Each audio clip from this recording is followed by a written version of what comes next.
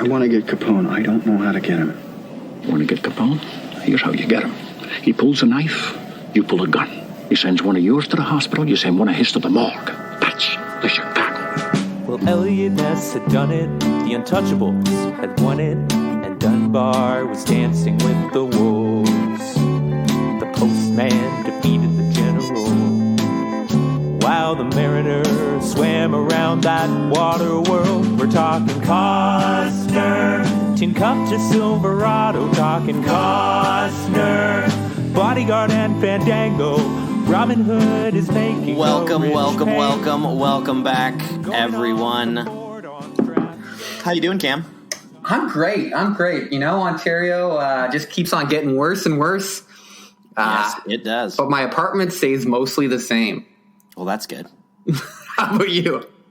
Yeah, about the same. It's nice. Spring is somewhat in the air now, which makes a big difference when you can head outside and do nothing. But you know, walking around is nice. So yeah, it's been fine. What have you been watching lately? Watching a lot of De Palma movies. You know why? Brian De Palma directed The Untouchables. So that's true about me too. What other De Palma did you watch lately? Okay, I watched quite a bit. I watched a movie, I think it was from the 70s called Obsession, which is basically his just a rip-off. Like yeah, it's just his early rip-off of Vertigo. And then I watched Body Double, which is his rip-off of Rear Window. You might notice a theme here of which director he likes to rip off. And then I watched a movie that I absolutely loved, that I had close to zero expectations for, and that was Snake Eyes. You ever seen Snake Eyes? Oh, that's the one with Nick Cage? Oh, yeah. The Vegas one where, like, lights go out and it's a big, like, murder mystery? Yeah. Okay, who's the female lead in that? Patricia Arquette? No, who was the female lead in that? Oh, my God, what a bunch of stupid dudes. She ends up, it was... like... I love when people get to listen to us just Google things. Oh, Carla Gugino. Oh, look at that. Who we've referenced before. Yeah, everywhere. Of course. Fantastic. Carla Gugino. And, yeah, that's it. And so how was that? Because I've always heard it's terrible. Is it? No, I fucking loved it. It was, really? I mean, it's Nick Cage just being the most insane man on the planet. The first 20 minutes is all, it's not one shot, but it's edited so it looks like one shot. I think it's actually 3. The longest one I think is a 12-minute shot, but it's impressive. It's great. I was hooked immediately. It falls off a little bit by the end, but no, I was into it. Cool. Yeah. How about you, Adam? I also, in the De Palma verse, I watched Mission Impossible. Oh, man. One, which I think is such an underrated. It's so even good. Though Mission Impossible is this massive franchise now, I feel like the first one is actually very forgotten. Yeah, it is. It's so, and I like. I'm a fan of the new ones. As you know, action blockbusters go, like they're great. I really like the first one is Henry way Cavill. better. But the first one, especially as a Mission Impossible and just as a film, like it's way more of this espionage movie rather than just action. Although it's got some pretty great action set pieces too. And it's very De Palma-ish. Yes, it's a it perfect is. one for because it's all like it's surveillance and there's always eyes on you and Big Brother is always watching kind of thing. And it's just really that movie is great. So I watched that and that was great. I always love that's a movie I can like anytime. I'm like I could go for that movie pretty much. Yeah, I think that movie and No Word of a Lie, Robin Hood, Prince of Thieves, and GoldenEye are probably my 3 most watched movies of all time. Like, I think really? if I've seen any movies the most, because there are 3 movies I had on VHS growing up and just wore them tapes out. Yeah, I was just going to say, just hit rewind as soon as you're done and watch it again. Yeah, there was a time I think I could, like, say everybody's line in GoldenEye, just like straight through.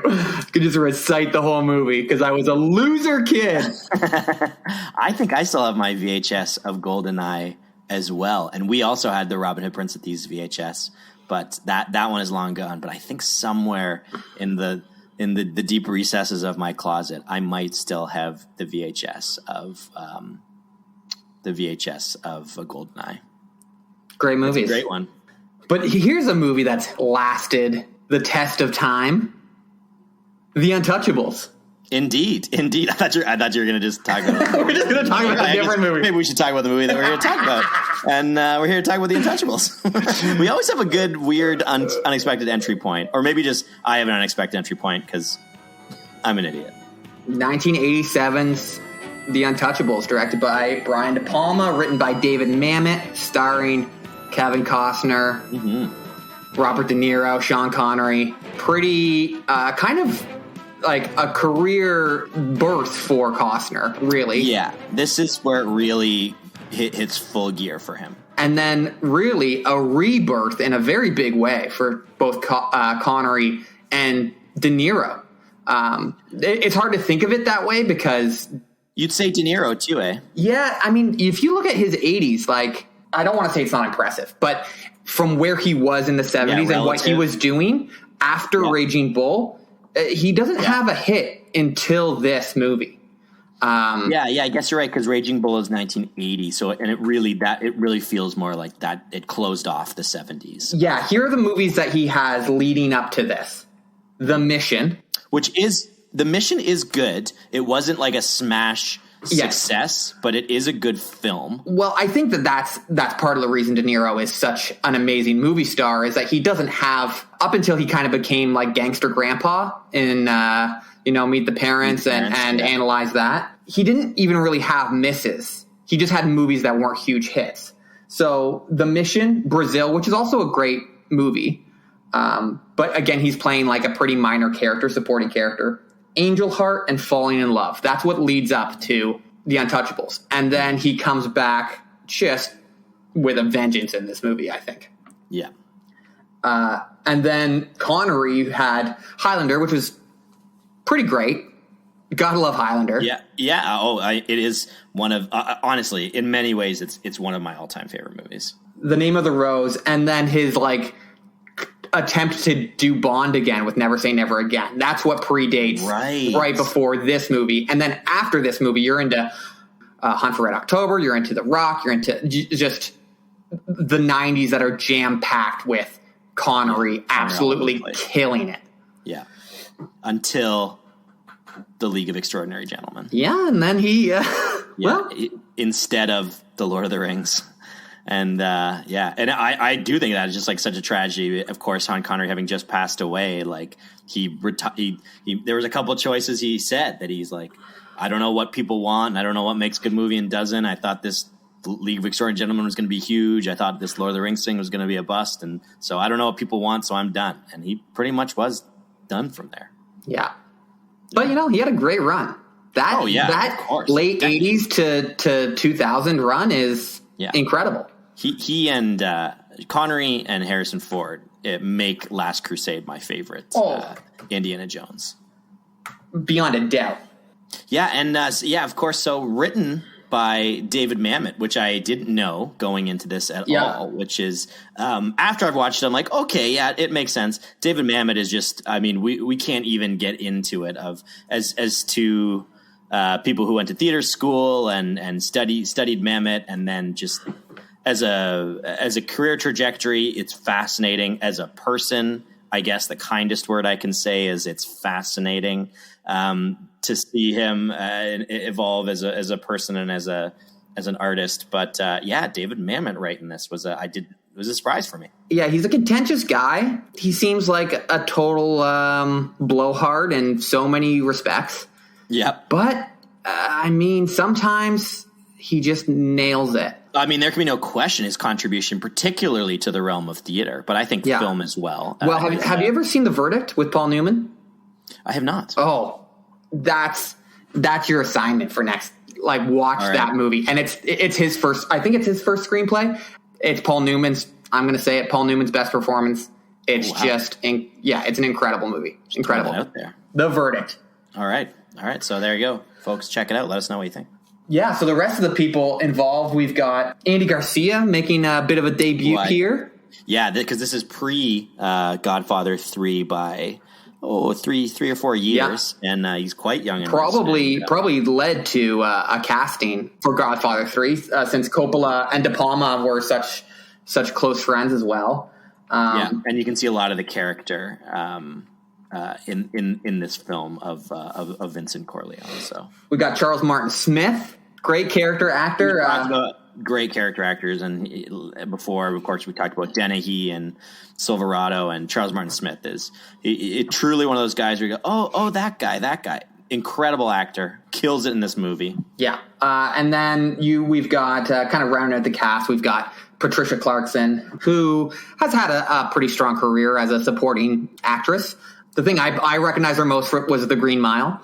Yep, yeah, of course, yeah, she plays James Cromwell's wife in The Green Mile, and some people also might recognize her from the Lonely Islands Mother Lover video and song. That's exactly because that's what she wants to claim to fame to be. I think that is, yeah. She's great in that video. Her and I think Susan Sarandon, and yeah, she's great. Again, great character actor. Nice long, steady career of just doing good work. Finally, kind of the next kind of main key player I want to give a shout out here is composer Ennio Morricone, who is famous for doing all the Sergio Leone films, Fistful of Dollars, Good, Bad, and the Ugly. Just, to list all of his credits would be insane. He's got a massive career. Many people credit him as perhaps the greatest composer of all time. A lot of people, especially in the industry, put him right up there with John Williams as someone who did not just in terms of iconic, but like length of career, breadth of work. And Ennio Morricone is just absolutely incredible, and I think does an incredible job in this movie, and some interesting choices that we'll talk about. But. Yeah, there are some. There's a few times I went, is this the same score as the other score I was listening to? And we'll get into it because, sometimes that's the composer, but sometimes that's the director too. Just giving, like, at the end of the day, the director is the boss in a lot of ways. And so I'm interested to speculate. And as always, we love to speculate and then find out, next week we've got it wrong or we have to correct ourselves. We don't know nothing. And that's the Chicago way. You stole it right out of my mouth. Getting it wrong and being corrected on Instagram. That's the Chicago way. And that's how you get Capone. All right, stats. This movie was filmed from August to November of 1986. It was released June 3rd, 1987. So it was shot after No Way Out, which is the other big movie that Costner's got in 87. But it was released before. It had an opening weekend. It had a budget first of $25 million. Would you believe it? Only $2 million more than American Flyers. Wow, that is little crazy? Wild. Yeah, it's just that $2 million more just gets you over the hump. You just got to spend that extra $2 million, and then you. And, what you'd think. Capone is a pretty well-known figure in 20th century history, and you got these heavyweights like De Niro and Connery, and apparently the viewing audience, the movie-going audience in the 1980s, they were more with you than me on American Flyers because they showed up. But we have yet to go back in time to find out. This is just the budget. This isn't the opening weekend. Oh, well, once again, not only do we know nothing, we don't even listen to it. If you want a podcast where two guys actually hear what they're saying and listen to each other, this is not the one for you. No, so American Flyers made $0. That's what I was like. I'm saying they had the same budget. Just because there's a lot of movies that age over time, and you're like, oh, it didn't do that well at the time, but it's grown and it has a... No. Well, that makes a lot more sense, and maybe I'll start listening to you in a couple episodes, but apparently not today. Could not hurt. So it's got a budget of $25 million. It had an opening weekend of $10.02 million and a worldwide gross of $76.27 million. That's the 12th most grossing Costner film. Wow. Up until this point, it was De Palma's best box office showing.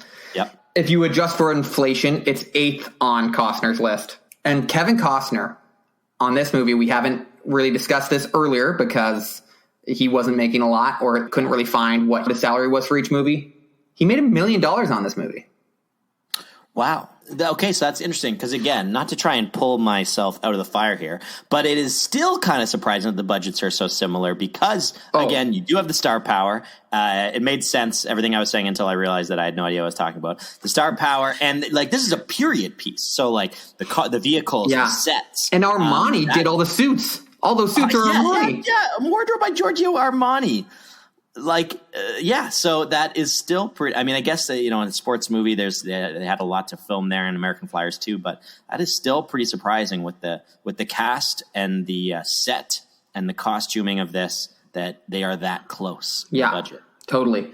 Costner was offered $800,000 to do the film, but he was feeling good, I guess. He thought he had the upper hand, and he said... Had that American Flyers swagger, that American exactly. Flyers confidence. He had shaved the mustache. He's feeling even better about himself. It's like, bump it to a mill, baby. You want me? Bump it to a mill. And they did. Oh, give me that seventh figure. The movie's got a 7.9 on IMDb, 83% critic score, and 89% audience score on Rotten Tomatoes, and a 79 Metacritic. It won one Oscar for Best Supporting Actor for Sean Connery. It did indeed. It was nominated for 3 more. It won a Golden Globe for this same category, and it won a BAFTA for Best Score, and that's right, won a Grammy for Best Score. Yeah, that's right. As we said, we'll get into it. There's some interesting choices, but there are certainly moments where the score just shines through in incredible ways. Yeah. All right. We're ready to run through this bad boy. For those who haven't seen it, spoilers abound. For those who have, come ride with us to the 1930s Chicago. Hop in a jalopy old school car. Yeah, jalopy. I set up the joke and I didn't know what to call it. Don't hop on a horse like on Silverado. Hop in a big old Dodge. Dodge was around, right? Hop in a Ford something or other. Yeah. All right. The movie starts off with just a wicked bird's eye shot of Robert De Niro as Al Capone getting a shave in a barber chair. He's got all the reporters around asking questions, and he's like, I just do a service. I'm feeding the will of the people. You get the sense, man, this guy's charismatic. This isn't some gangster who's getting high off his own supply like Scarface. This guy knows what he's doing. He's a politician. Says he could be mayor. He's got this great line when asked about violence of like, we used to say you can get further with a kind word and a gun than you can with just a kind word. And in that neighborhood, it might have been true.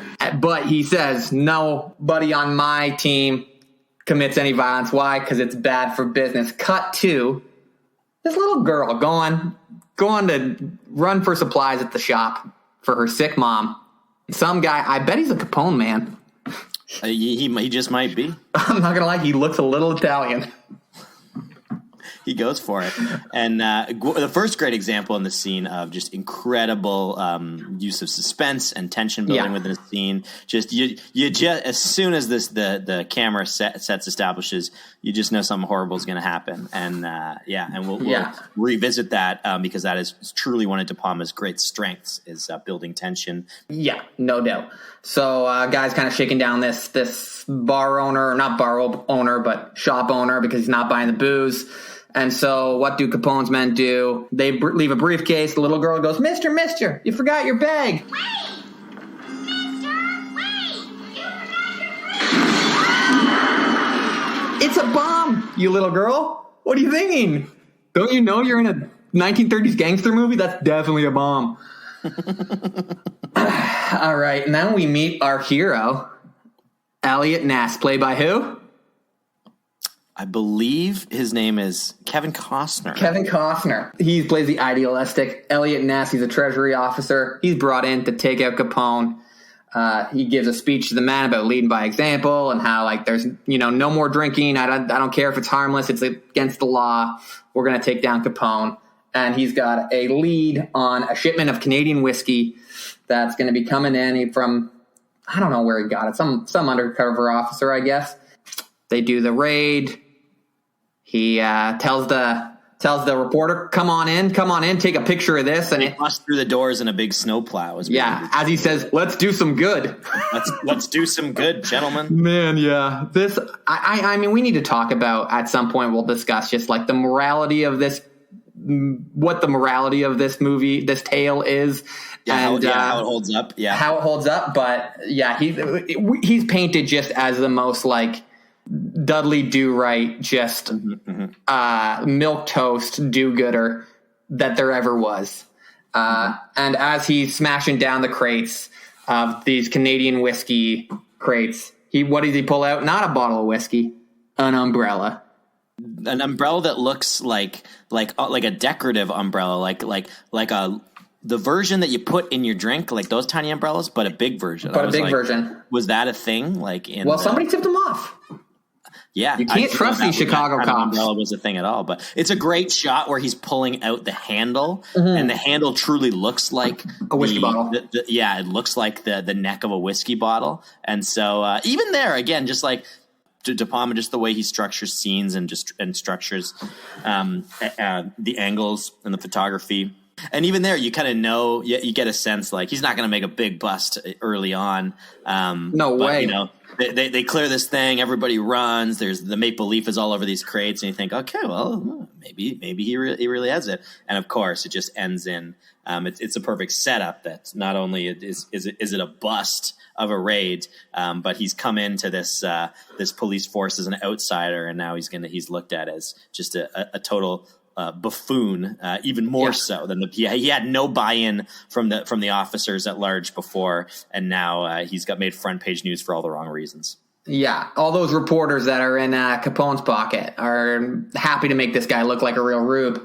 Yep. And then so Ness takes a dejected walk along the riverbank. He throws this note he got from his wife that was in his lunchbox that said how proud she is of him because they're just sickly sweet, these Nesses. Jeez Louise. Yeah. God, that's one. Yeah, okay, that's another gripe I'm going to have later in this movie. It'll come up. They're just sweet as apple pie, these two. But he throws away the note because why be proud? He's bad at his job. And then he's stopped by who? Jim Malone. Played by who? Sean Connery. Man himself. The could have been Gandalf himself. Sir yeah,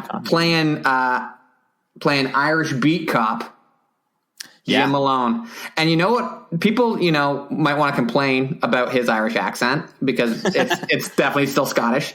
The way that people it's not as bad as Ramirez in Highlander. I was just going to say, in Highlander, when the Scottish guy plays an Italian guy who was originally an Egyptian guy opposite a French guy playing a Scottish guy.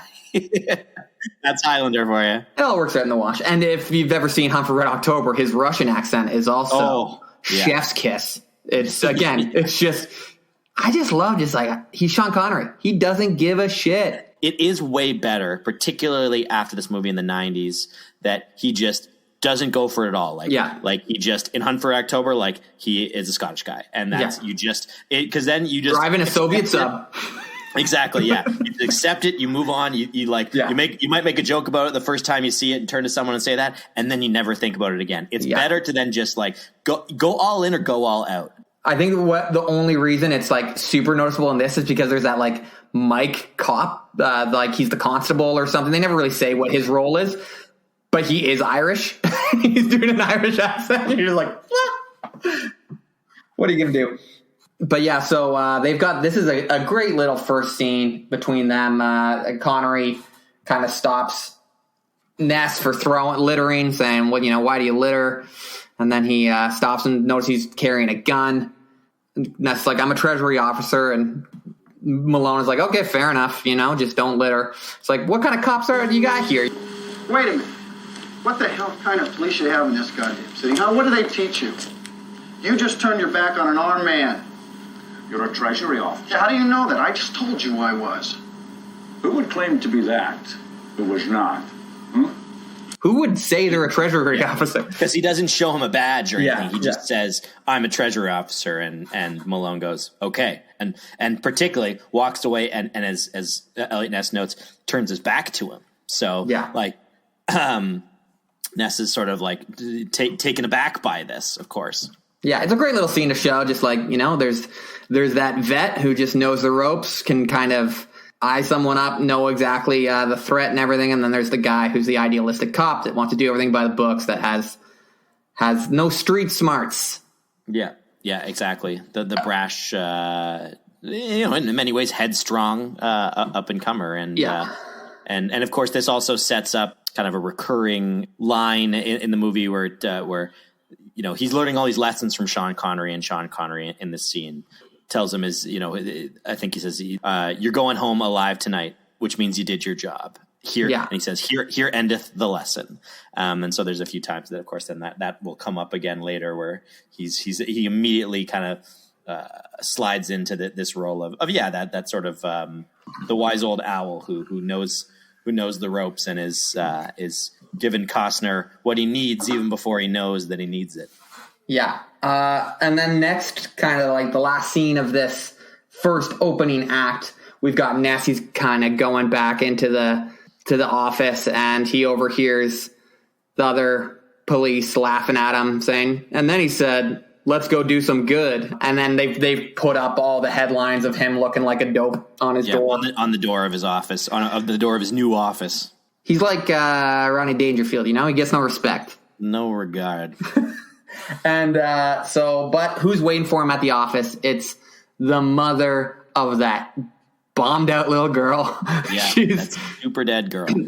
And she's like, I believe in you. I know, because you're a family man, that you'll do what's right. Mm-hmm.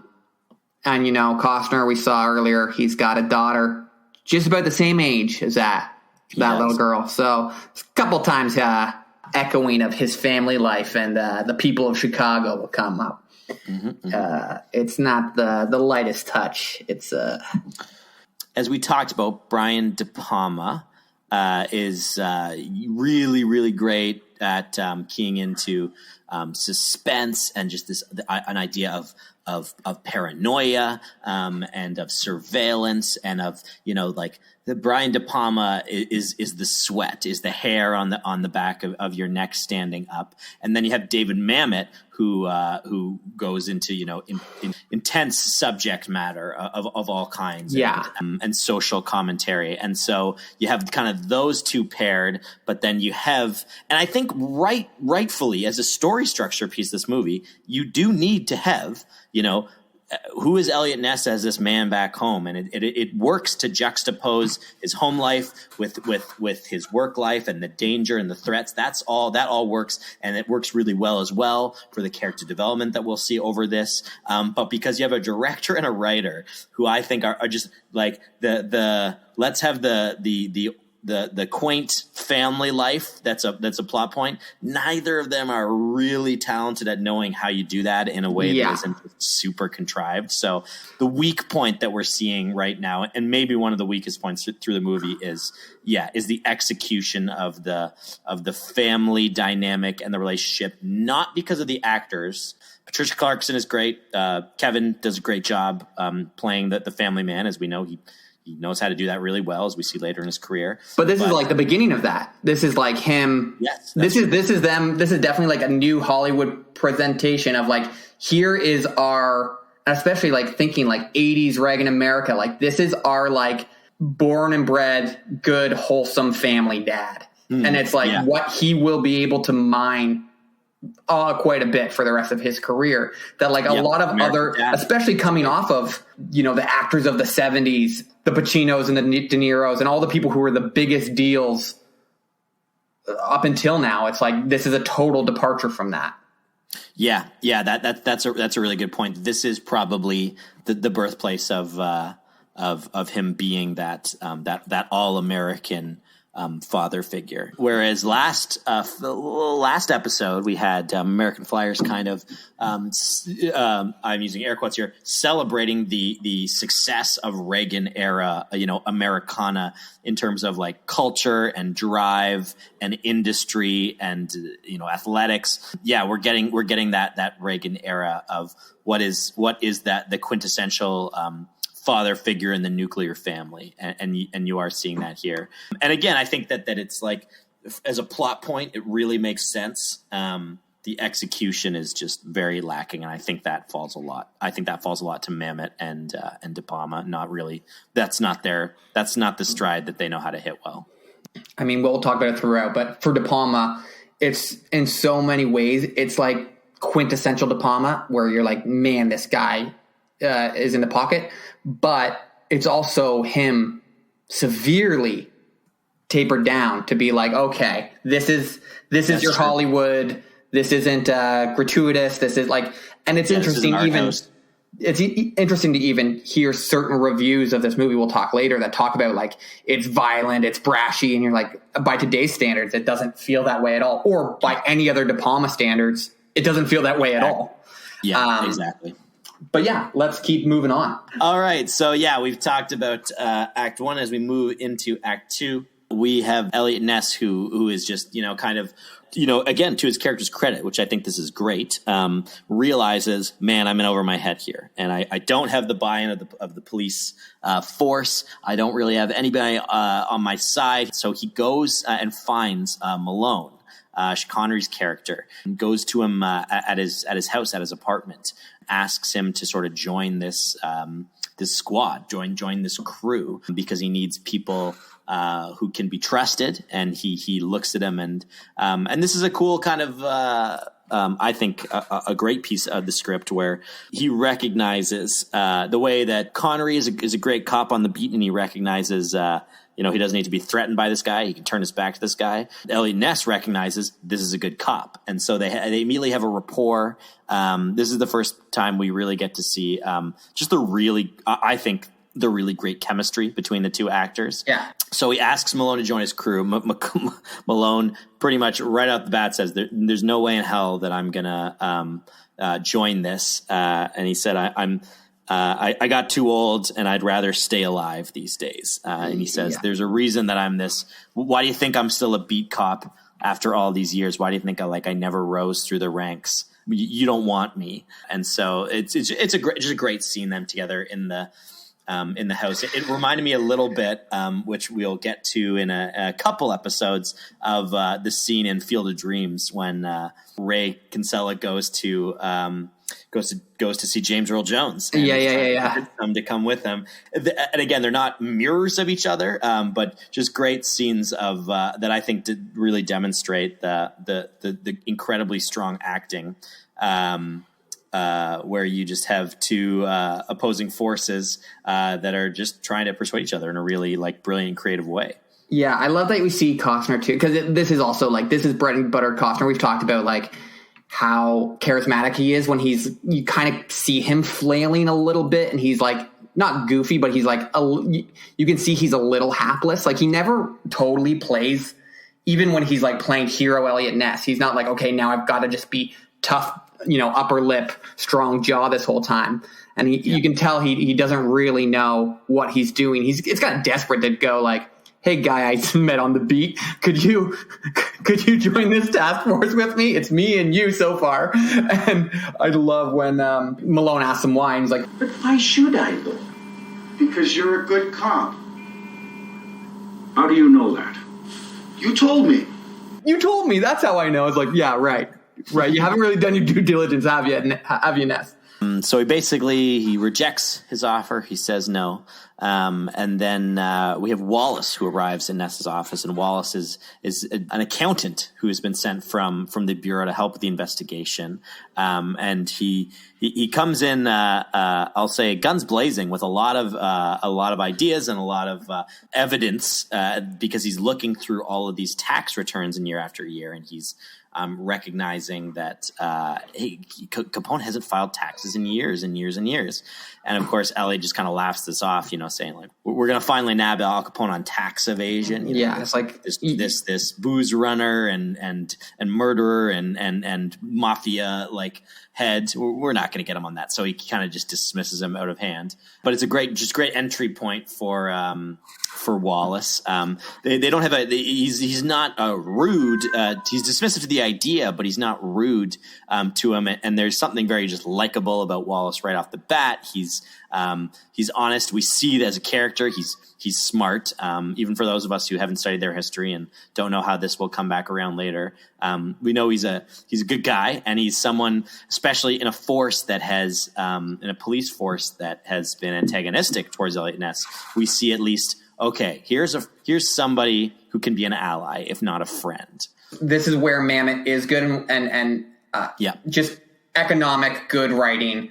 Introduce his character. What is he about? Got it. Nothing seems forced. Nothing seems like rushed, but it's paced out well. My cat's losing his mind. Your cat is disagreeing hard. He is. Yeah. Pat Saracen is not a fan of Wallace, but he has. What does he know?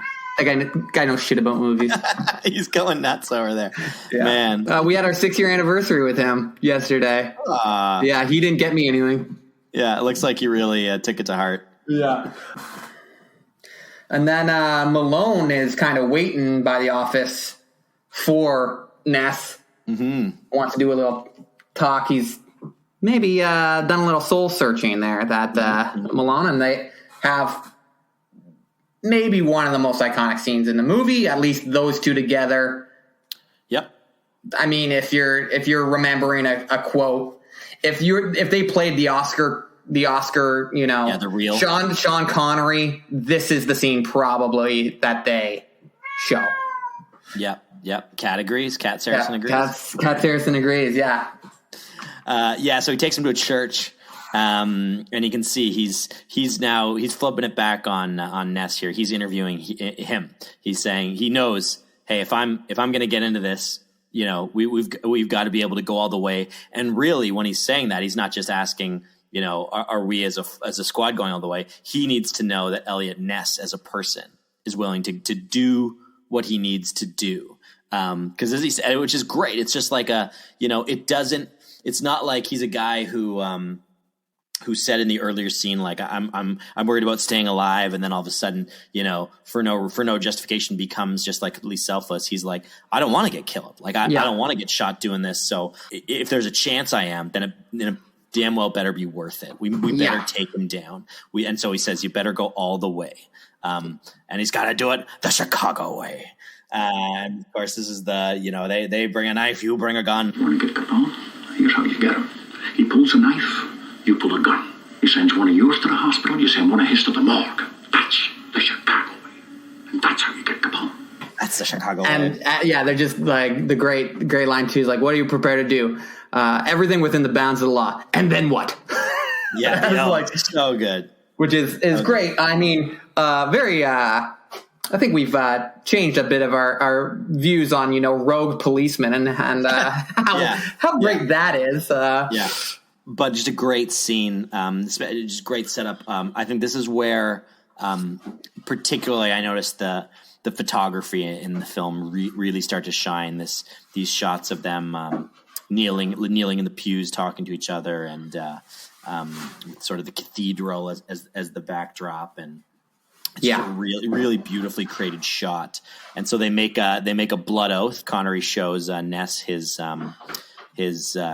totem, which is the Saint Jude, who is the patron saint of lost causes and the patron saint of police officers. And I'll leave it to our viewers to decide where the irony lies with that. No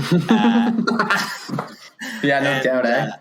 And so they make so he says, have you ever made a blood oath? Because you just made one, basically. So not only saying he's in, but that they've and again, just a great storytelling. Not only do we learn about Connery here, not only do they develop their relationship, but we really get a sense of where this is going and what it's going to take right off the bat. And it sets up just like the two more like philosophies, the internal struggle.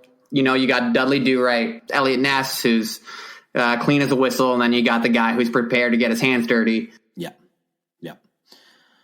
Of course, the reason why they're meeting in that church is because he says, there's ears everywhere. You can't trust people on the force. And so they go, who are we going to get for this squad then? Because they know it can't just be the two of them. And so they go to a police academy, essentially like a training school. They go to the shooting range where they find George Stone, real name Giuseppe, who is an incredible crack shot. And there's a great, again, this also made me think like, damn, I wish there was another movie with Connery and Andy Garcia. This is really kind of the only scene where you see them really getting to kind of like go like share a scene with each other. But basically Connery's testing him, and he's pushing him on why he wants to be a cop and calling him on bullshit, and then saying some deliciously unsavory things that he's trying to get under his skin. And of course, now we look at it and it's just like, not only is he getting under his skin, we look at the character Malone, who is like he's a pretty big racist as well. Yeah. At least in this scene, he at this point, I'm like, oh, okay, so he was just doing it to get under his skin. But then, man, he just says some incredibly disparaging things about Italian people throughout this film. I said that you're a lying member of a no-good race. Yeah, he does. But for the story structure, it works. He sort of gains that tough Chicago respect, between George and Malone, and they decide this is the guy. And not to give any pass, but to give a pass to the writing, because we've discussed like how writers use racist tropes and everything like that. Historically, the reason that the FBI actually decided, okay, we've got to interfere with Capone, is that there was the South Side gang, which was the Italians, and the North Side gang, which was the Irish, and Capone just massacred just tons of Irish people. So the idea of there being an Irish-Italian feud is totally justified. Absolutely, historically accurate. Yeah, and I think it's just something to note as we go along, where things that heroes get a pass without noticing. But it is true, like, especially in a period piece like this, that is the dynamic that's the tensions, particularly on the Chicago streets, particularly within the police force at the time. Absolutely. Yeah, and there's a great line too. This is again, man, good writing when they're talking like, well, who are we going to get? We can't trust anybody. And Connery's got the line. Well, if you're afraid of getting a rotten apple, don't go to the bough. Get it off the tree. Get one off the tree. The tree. That's so why they go get a cadet. It's great. And they head to a post office, and this is where really you see again, character-wise, it's just brilliant. Like that, Ness was looking all over and trying to raid these late night back alley warehouses and stuff, and Malone and he says, "Why are we at the post office?" And Malone just says, "Everybody knows where the booze is. Where the booze is. Yeah, it's not finding it that's the problem. It's having the balls to go in there." And it's great because it doesn't make us think, oh, wow, Ness is a real idiot. It's like, this is what we respect Ness. This is why he went and got this guy Malone, because this guy knows what's up. And it's also like what they're not going to tell an outsider, but that all the insiders know. Exactly, yeah. And so they go to this post office, and it's just a great moment of they've got the shotguns, and he's about to break the door down with the shotgun, and it's this moment of, this is it. Like there's no turning back after this. And they cock their shotguns, and this is maybe the first example of where the score takes an interesting direction. Yes. Not at all bad composition, but just an interesting choice here. And that's why I kind of mentioned earlier, I'm curious as to if this was, I'll talk about it a little bit later, why I think this was De Palma making a choice that I don't think works well, but I get what he's trying to do. But what do you think about this moment? Because we get this big swell of triumphant, classic, traditional heroes saving the day, and really on the nose in terms of the music here. Yeah, see, here's I have a complicated view on this film, and it's that I keep on giving De Palma and to an extent Mamet the benefit of the doubt that this really like white bread, wholesome leading man character is supposed to be as one-dimensional as they are, you know, and that this score, because it's just really just sounds like every like 80s hero theme of like here are the good guys saving the day. Here's the pure white hats. Yeah, and it just doesn't fit with the rest of the score whatsoever. It comes back. This theme comes back again. Yes. But it also, like, you know, even with the family, like the wife, like, instead of sexual innuendo, you know, when the daughter's asleep, she's like, "Do you want to come upstairs and brush my hair?" But it isn't even performed like that's an innuendo. It's like really just written to be that, like, these people are sexless do-gooders. These are about as boring of people as you can imagine. That's right. And so, throughout the movie, I keep on thinking, okay, they're going to turn this on its head, but it never quite does get subverted the way it should. Not with the score. Not with the score. And because I agree, because that's what we're the character development that we're going to see in Elliot Ness particularly is fantastic.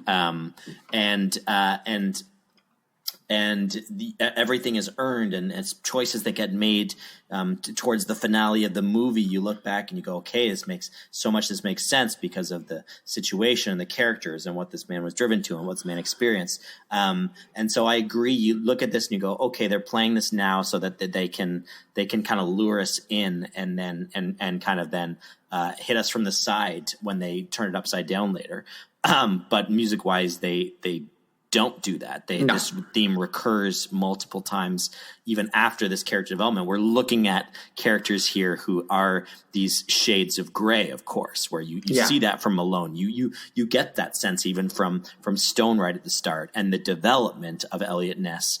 He goes from being this very black and white view of the world to having these deep shades of gray that are which is really nice, that are in the end don't really have a clean answer to them. No. So it's an interesting choice, and I think part of what De Palma apparently was going for was to sort of try and capture that to go back to Silverado, to capture this idea of the classic Western. And we're going to see that later when we have a scene that involves a lot of horseback and literally the cavalry coming in. And so I think it was like his choice in what he wanted to do in terms of crossing over a couple of genres. But when you have, I think, Ennio Morricone, whose scores are so powerful and so iconic that when you use this type of music, and especially when you use it as a recurring theme, it actually, if it doesn't sit right with the scene, it's going to overpower the scene. And so I think that's what happens here, and particularly happens later. We'll talk a little more about it, but this is the first example where you go, that was an interesting choice of music. I'm not sure I wouldn't make a different one here. But this moment is juxtaposed immediately by another great scene from De Niro as Capone. Yeah, so I hadn't mentioned this at the beginning. This is actually my first time seeing Untouchables. I actually had never seen this movie before, and so this is what's coming up here is an example of when you see a Simpsons episode as a kid, and then you have no idea that it has context and cultural context outside, and then you become a teenager and you watch again, you're like, oh, this must be from a movie or something, but you don't know what it is. So I finally understood the scene where Mr. Burns tries to take a baseball bat to the guy to the Springfield college that they're trying to get Homer into. This is that scene.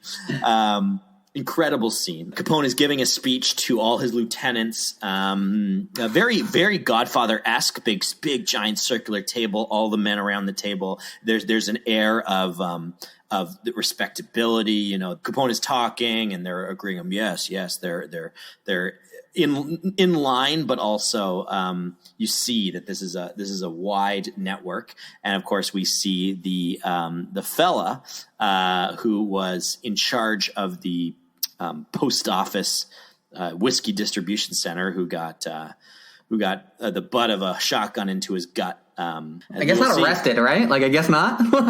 Yeah. I mean, or he sprung Chicago's corrupt. Yeah, I guess either beat the rap or just released on bail at this time because again they don't have Capone's got the money and the lawyers, so sure, I can believe that he was released on bail or whatever. But Capone gives this great speech about being enthusiasms. Enthusiasm. A man is preeminent. He's expected to have enthusiasms. Mine's baseball. Yeah. It's so good, yeah. And that leads to him talking about baseball and saying, the man at the plate. A man stands alone at a plate. This is the time for what? For individual achievement. There he stands alone. But in the field, what? Part of a team. But when you're in the field, it becomes a team sport, and all these team, big couples team, are team. Yes, team, yeah, very Team, good, team. yeah, all affirming, and so if the team doesn't field, each man is nothing. And so he's brandishing the baseball bat, and I would have loved to live in a world where I hadn't seen the Simpsons episode, because of course as soon as he grabs the baseball bat, I'm like, oh, I know what's about to happen, because I've seen that episode of Simpsons a million times. But I bet he's going to do it better than Mr. Burns does it. A little bit, yeah. And so he goes around the table, and of course he comes behind our friend who is I don't know if he even gets a name. I don't think he gets a name. No, none of these guys get names. Like yeah, just VD, or Needy, sorry. And so he is talking to us, a great example of he's just so measured, so in control, and then just on a dime just starts bashing this guy's head in with a baseball bat. The guy who failed them, who I guess let them get busted, or I don't know what he was supposed to do in this situation. Really, but seems like did all he could. I mean, cops burst down the door. He didn't field. His team didn't field. He didn't field. Yeah, I guess Capone. Well, we got that great De Palma bird's eye camera again, but instead of zooming in on Capone in the chair, it's pulling out, and you're just seeing this blood go all over. Brilliant art direction. This immaculately dressed high class table with this silk white tablecloth, and these guys have already eaten, but still all the dishes are set up with such order, and then just in the middle, just this deep red blood running across the tablecloth, and a great example of the whether it's ADR or just the audio mixing of just the you can hear the murmur of discomfort even among the capos of oh, Jesus, what just happened. So just a great shot, visually great shot with the audio, incredible. In a world where, especially with mafiosos, there's so many scenes of let's make a big giant speech, and you'll have this. I think this one stands as the template for what it looks like to have that Godfather character who's so in control and flips a switch. So after this, we go to back to Elliot Ness's office.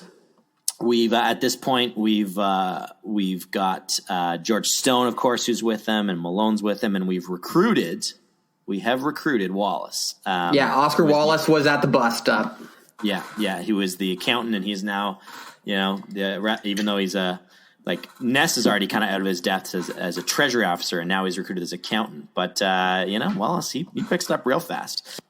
So Ness has this man come into his office. Again, really great casting, great performance by this guy, because before he even opens his mouth, you're like, I hate this guy. This guy's from Capone. And even though he starts the scene by going, I just wanted to come and say, I heard what you did with Capone, and great work, but immediately. And of course, Ness himself knows this guy is full of crap. So he tries to bribe Elliot Ness, and Ness sends him packing.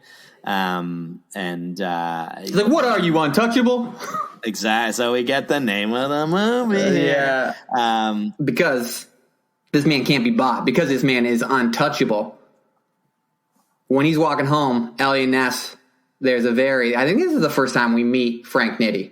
Or I think we've probably seen him earlier. Yeah, he has appeared earlier, but we haven't had a real scene with him. And he's this guy's great. This is a real. You're like, okay, this is the big kind of henchman, ominous. This guy means business. This is a sociopath that is willing to do whatever it takes to get at you. And he's waiting outside Ness's great house. Casting. Like you look at him and you go, you think like, this is the head ring wraith right here. Like this is somebody, to be scared of. And this guy's going to do some damage. This isn't just like Joe Schmo. Because we see in gangster movies a lot of scenes where somebody's waiting outside somebody's house in a car, and it's just like even in Godfather that happens. People roll by, but you get just great casting and great performance that you immediately know like, oh, this is someone not to be trifled with here. Yeah, so he's waiting outside Ness's house and is like, hey, nice house. He's like, oh, thanks. Like, and Ness is carrying a birthday present. Like, yeah, your little girl's birthday? And he's like, yeah, it is. Oh, be a shame if something happened to your nice family. Yeah. You know what he means. He's going to kill his family. That's right, yeah. So, and is this the first? Do we think it would be a shame if something happened to them? It can't be, right? It can't be. No chance. Mammoth's not that good. Yeah. All right. But and then so obviously this prompts Ness to send his family into hiding, and he's like, I'm going to take the fight to Capone. He doesn't want to sit on the fence anymore. He doesn't want to go. He's willing to do what it takes because that man's been threatened. He's going to take the fight to him. So the next scene, we see the Untouchables are flying to the Canadian border. Again, we got Oscar going like, hey, look at these books. He hasn't paid any. He's like, yeah. So Wallace is still going on about the tax evasion. And Ness warms a little bit, like, get him on tax evasion? Like, well, I mean, if we how can do prove we do it? How do we do it? So you see he's warming a little bit to this idea, but he's like, yeah, I mean, if we can find the evidence, but I don't know. That's not my it's not my circus, not my monkeys, And then we have kind of one of the big shootout action set pieces. They've flown to the Canadian border. They don't say where this has got to be like Northern Ontario, Minnesota. Well, yeah, like Manitoba, Northern Ontario. I kind of thought it was out west with the the mountain range and stuff. But I feel like they wouldn't fly that far. I don't know. And so they're waiting. They're working with the Canadian Mounties for a shipment to come over. And when they do, the Mounties are supposed to wait for them for Ness and to flash the badge, and then they're going to come down. The meetup happens at the border. Mounties jump the gun, and then we've got the Untouchables. Again, great scene structure, great performance where the Mounties, that the Mounties are bad guys. They're not trying to be antagonistic, but you just get the sense of like, you see the relative, like the emotional and intelligence and awareness of the Untouchables, and you see the Mountains, you're like, these guys are going to screw this up. Yeah, and also too, like if Ness is like the pure American guy, like you better believe the Canadian Mountie is even more pure and idealistic than Ness is now. And he's got the great lines like, we're going to get him by surprise. Surprise is half the battle. And Ness's line is like, the surprise is half the battle. Many things are half the battle. Losing is half the battle. Let's think about what is all the battle. Which is great. So you can see already Ness is getting a little bit more jaded, a little bit more road worn. It's a great moment for him to be like, story structure wise, to him to go in front of this other like pure white within the bounds of the law and make the speech and rah, to almost have a reflection to himself to go, oh, maybe I see what Malone is talking about here when I see somebody who thinks he gets it but doesn't get it. Yeah, and then and so as Canadians, we're totally fine with being the butt of your jokes, America. Like we're fine to use us as little tropes of just like do-gooders. Our Mounties ride horses and wear red. We look stupid. Called Elliot Ness Dudley Do Right, but we're actually this is Dudley Do Right. For you do Americans know who Dudley Do Right is? I don't know. Brendan Fraser was in that movie, wasn't he? So maybe people remember that movie. But then again, I think 7 people saw that movie. So a few more than American Flyers, maybe. Maybe we'll have to do a comparison of what's better. Yeah, and so there's this big shootout. They chase him down. Stone gets injured. Stone gets shot. And Wallace sees this, and Wallace just goes in beast mode, just shooting everybody. Like, Wallace kills, like, 5 guys here. Just shoots the shit out of them. He picks it up fast, as we said, from accountant to. I mean, he has kind of. They do give him a sort of a moment where George Stone kind of gets shot, and it almost kind of wakes him up, and he realizes, he's got to shoot his way out. But then for an accountant, he sure becomes a crack shot with a shotgun at not super close range, real fast. And then Costner and Malone shoot at a car.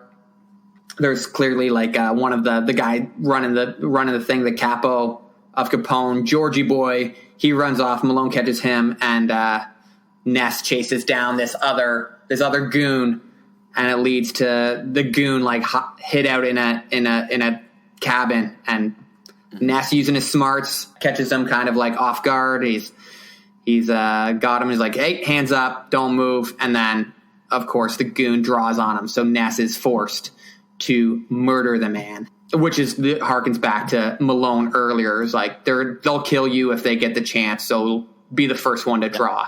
We see later Ness is distraught. I like this from Costner being like, what? God, didn't you hear what I said? What are you, deaf? You can see this really does affect him. It's not like George, who just not George, Wallace, who just murders 5 guys and takes a drink of whiskey after. It's like this. Exactly. This really wears on Ness. This rocks him. Yeah. So and so this will be our second example of where the sort of the classic cowboy western theme plays during this scene, which again, like of all the scenes, I'm like, okay, like I get what you're playing at here, because of course this is the one that feels the most like a western. They literally swoop in to try and catch the bad guys on horseback. But again, just such an odd choice, because we're starting to see the shades, as we just mentioned, of Elliot Ness. His, what am I doing? Is this what I set out to do, to kill people? And you have like the visceral reaction of Wallace when he becomes Rambo there for a few minutes. And so it's just like, it's interesting that the music is still playing as this just triumphant, very black and white, when the characters are going through these very nuanced moments of experiencing what does it mean to be part of, what does it mean to have shades of gray and to pull the trigger on shades of gray? Yeah, exactly. And we also see Malone beforehand, his big thing of like, I don't want to die, I'm an old man. And his line just before they charge is like, well, you got to die of something. You got to die of something, which is like, that's right. That's true. Might as well be a gangster shootout, really. That's right. Yeah. And then next, so as they are kind of going through Georgie's bags, they find this ledger, this accounting ledger. And Wallace gets a little ding, ding, ding mark. He's like, oh, buddy, this could be the proof we need on this tax evasion stuff. And so they're kind of like, come on, Georgie, talk. Like, what does everything mean? You're gonna testify. And Georgie's like, no, I'm not. Get fucked.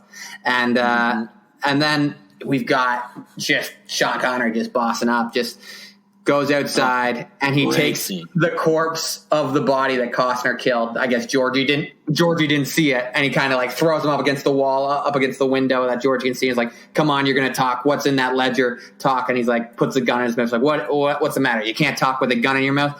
I'll give you the count of 3. And then he just blows the guy's brains out. And Georgie's like, I'll talk.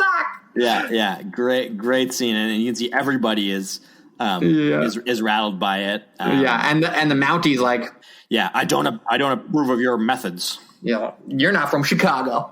Yeah, exactly. Costner's got that mic drop. Go back to Sault Ste. Marie, which I think is, I looked up on Google. I'm like, I think it's probably either Thunder Bay or Sault Ste. Marie there. So. Oh, the Sioux. Judging by what's directly north of Michigan. Chicago. The Sioux would be by Michigan, yeah. Could be the Sioux. I've been there. So George is going to talk. News reaches back to Capone that this has happened. And this isn't quite as good as the baseball scene, but Capone's just pissed. He's just like, I want him dead. I want his family dead. I want you to get this fuck where he breathes. I want you to find this Nancy boy, Elliot Ness. I want him dead. I want his family dead. I want his house burnt to the ground. I want to go to the middle of the night. I want to piss on his ashes. De Niro is very good at doing that. Like he does those a lot, but you know what? They always work. They always work. It's a little tickle trunk of tricks that he's got that is just like impresses me every time. Every time I'm like, De Niro. A week, I'll take that. All the time. It's just great. And then We see Wallace. Wallace has a new swagger about him. He's going to be the guy who gets to escort George down to, I don't know where they're taking him right now, but they're in police custody, and he's got to transport George as a witness. Not George Stone, the other gangster George. The guy, he's got to transport him. Not the bookkeeper, but the guy who has the ledger. Yeah. For some reason, they've got to transport him somewhere, and he's going to take him down an elevator. And he's just got this great swagger. It's good to see like that character growth played really well by Charles Martin Smith. Just like, yeah, I got it. Yep, I take him down here, then I go there. If somebody rings, I draw my gun. Blah blah blah blah. I got it. And this is all done in a really great, patented De Palma one shot. Just like going back and forth, reporters, police chief. Just you get the frenziness of this, and then we see that the cop that is there to escort them down the elevator is none other than Nitty. That goon. And even before that, you actually see there's a woman who comes out of the elevator, and just the way she looks at George, a great, just very subtle reaction from her, and the way the camera tracks, and it's because even here, it's not even with suspense. It's not just that the music cues us to go something's wrong. It's something in the way that shots linger on people's faces, and they follow people that we don't know, and therefore we don't trust. And so again, De Palma's work here, just really great work in building.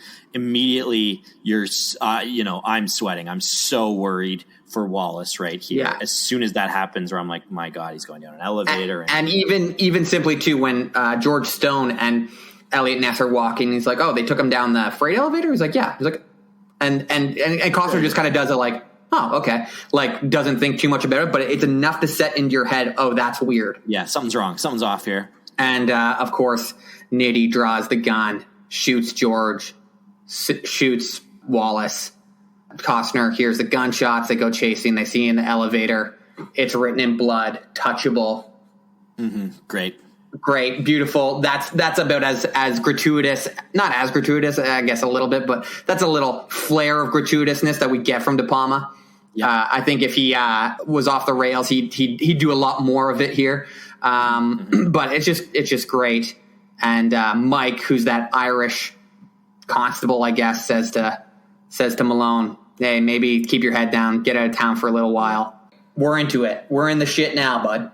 Yeah, I think this is the point where really, like, not just because obviously plot wise, this is where they've had their success, and now they're starting to get struck back by Capone's crew, but also like I think again this is why I have some weird feelings about the score, because I think it's very clear in De Palma's direction here. This is where the film really starts to shift, and you're seeing like the effect of this like violence happening, because even in the scene where Nitty's outside of Costner's house, there's the threat of it, but here you're really seeing it firsthand. And this is where it starts to go from just being, here's a period piece about the cops busting gangsters, and it's got some Western flair to it as the good guys, to going, this is going to become actually very gritty from here on in. Yeah. Almost Dirty Harry-esque, as we'll get to later. Yeah, and it's also like, I mean, it's just well written. As someone who's studied story structure, even a little bit, and like story structure is like this simple thing that is actually so impossible to really be able to nail every time. Mamet does a great job of going like, okay, yes, Costner, you've gotten your hands a little dirty. But now, how much dirtier are you really prepared to get, right? Yep. And it's just going that, this okay, you start. Exactly. You've done a little bit, you've compromised a little bit, but the other people are going to fight back. And are you prepared to, the battle's not won easily. It goes back to exactly what he said in the church. He's like, whatever's in the bounds of the law, and then what? Yeah. Because they're not going to stick to that. Yeah. And so having, you've got the first victory that is actually a failure with the umbrellas. Then you've got a victory at the post office. Great. You've got a victory with the ledger. Great. Oh, here's a defeat. Here's let's bring him down immediately. A massive, crushing blow. Your case is gone. Your friend is dead. What are you going to do? Ness goes to confront Capone at the hotel. He's hot. He's he's livid. You know, his not just one of his men, but someone who he'd become very close friends with. Has been brutally murdered, and of course he knows. Everybody knows who did it. So and everybody, and again, and he's learning. It's that Al Capone. It's that Al Capone gentleman, and of course this is a cool, I think, instance of he's really taking the lesson from the post office to heart. Everybody knows where Capone is. You know, so he goes. So, but in his rage, being incensed, he's like, I know where this guy is. I'm going to go to him right now. So he confronts Capone. They get into a huge argument. Capone's son is there. He's freaking out. Malone has to pull Ness away. Ness is literally ready to shoot him on the spot. So a great, or at least pull his gun on him. So a great moment of you're seeing him. He was very much prepared to go outside the bounds of the law, and actually Malone brings him back here. I'm sure more for his own safety than the law, but just a great sort of little bit of a role reversal there, where now Malone is the one pulling him back off a cliff. And again, great from De Niro. I think Ness calls him a son of a bitch or something. He's like, you talk like that in front of my son? Fuck you and your family. It's just so good. So good. And of course, now they don't have a witness, so the DA has to is saying they have to drop the case. And Ness is basically ready to throw it in here. Ness is done. Dejected. Yeah. And I would say, again, if they hadn't done such a great job telling the story of how crushed he was by this blow against them, I would go, you would think like, that's on paper, that seems a little earlier for him to give it the towel. But again, they tell, like, Costner's acting is so good, and so is Connery's, and the story and the script and the direction of that scene where they find Wallace in the elevator and is so powerful, where you buy it. I'm like, I get it. He's ready to just hang it up here. Malone, of course, is not fazed by this, and he says, you go stall the DA. I'm gonna find us what we need. He goes to confront his old buddy Mike about where this bookkeeper is, and as you've got in your notes here, a great old man fight. This is even 80s Connery, not as old as he of course would be before he passed away this past year, but a great old man fight between an old Scottish dude and an old Irish dude, and it is really good. Like, it's raining, they're in an alleyway behind. It just punches to the gut. If there's only one thing missing from this, I could have used Brian Dennehy here just to add a little bit more. Like, give a punch in the gut. Exactly. Yeah, and it's you look at this character of Mike. Oh, give me Dennehy in that role any day. Man, Dennehy would work really. Dennehy would have been good. New category for our Costner movies. Like, which role should have Dennehy played? Where's the Dennehy? Oh God, Dennehy that role. Love me some Dennehy.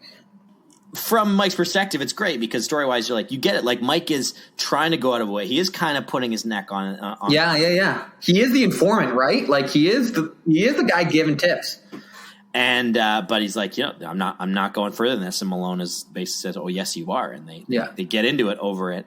And he says too, thematically, he says, I'm looking at a dead man, which is like he is telling Connery, you do this. That thing that you live that comfortable life as a beat cop. You didn't want to get dead. You do this, you're dead. Exactly. So this is great. So this becomes this is the choice where we really see, Malone make to say, I'm willing to take this guy down, even if it costs me my life. And he knows that it could here. And so obviously we don't see it, but he gets the information from Mike.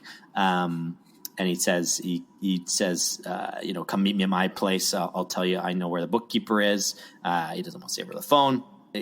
Meanwhile, Capone is addressing the press about his tax evasion charges, and again, kind of going right into politician mode here. They don't have a case again. It's very, very, again, not that very there was Donald ever Trump. a time.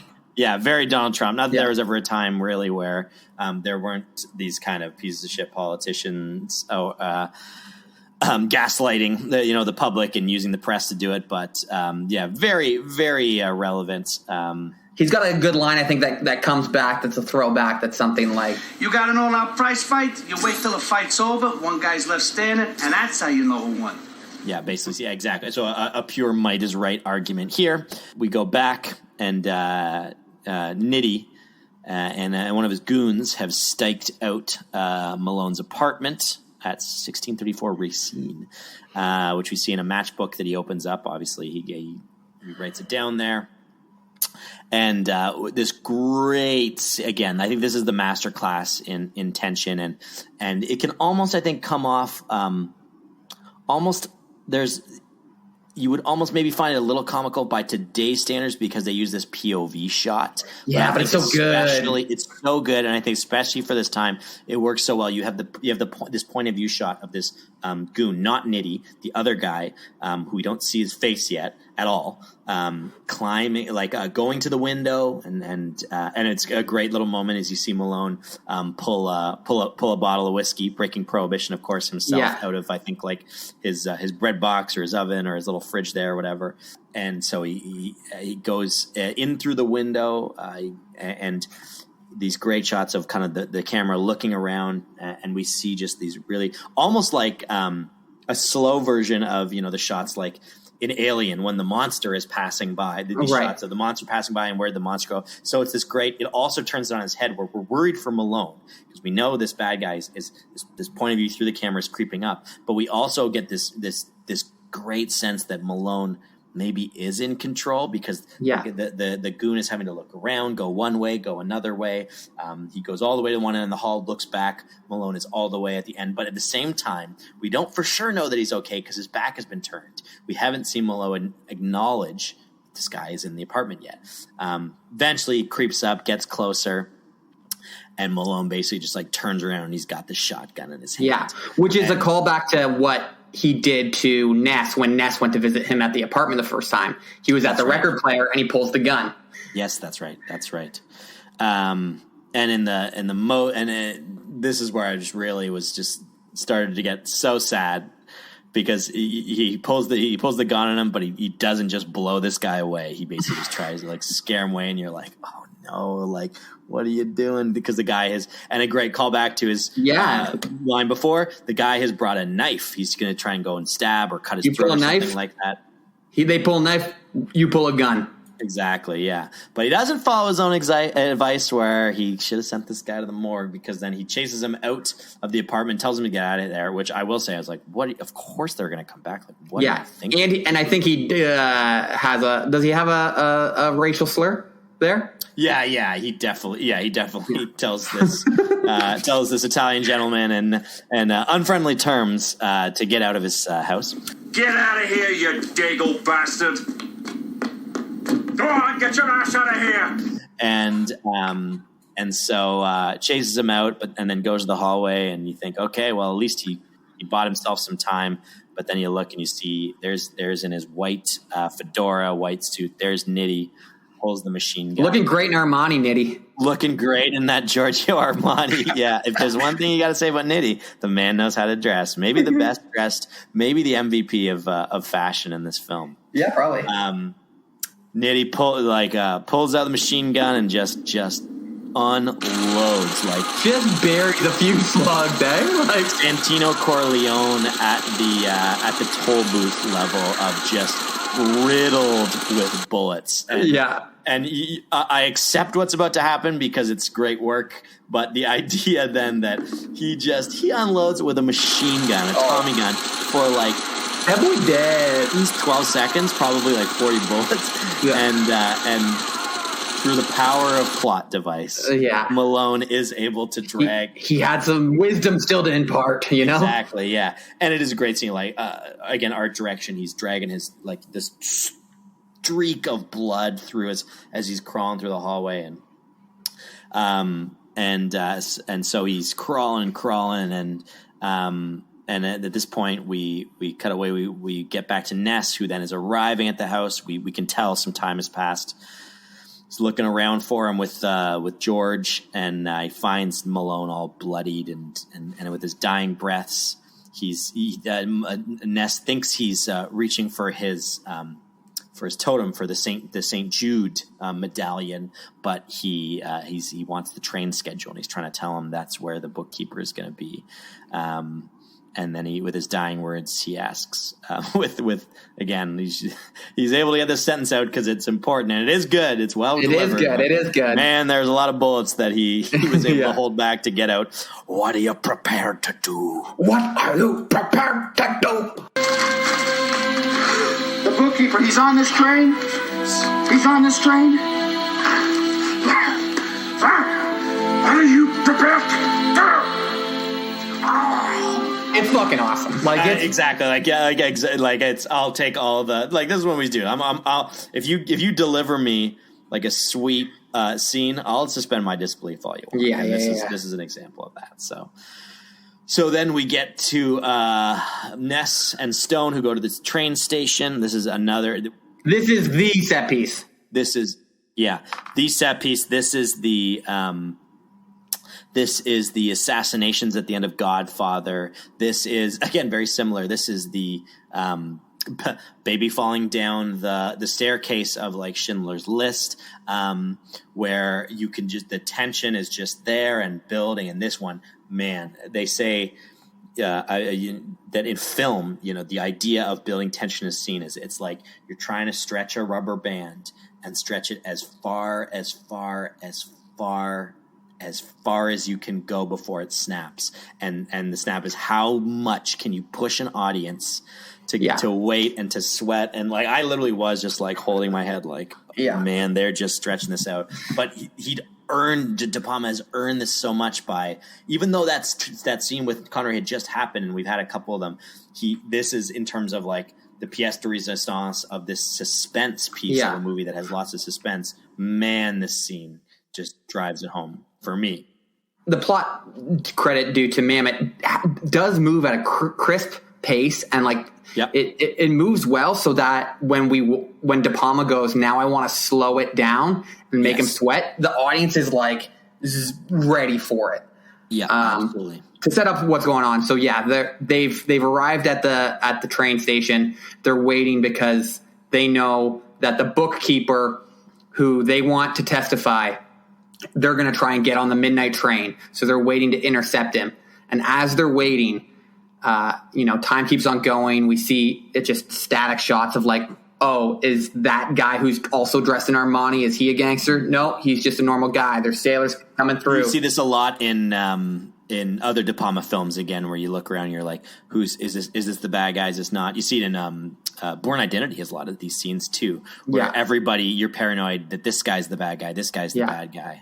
And then we see a mother carrying a bunch of luggage with a baby stroller that's got to go up these like there was not any accessible ramp or elevator back then. You just got to climb that mountain of stairs. As two guys who have lived in Toronto, this is maybe the most reminiscent of our generation, where you still see this all the time. Yeah, where people are either got a bassinet or a stroller or luggage, and you're at you're at Dufferin Station. You're just trying to hoof it up those stairs. Yeah, and so Ness is just like looking down. Like this mother and child are right where like this shooting is going to occur, and he's looking at the clock that's on the wall. Also, great use of time.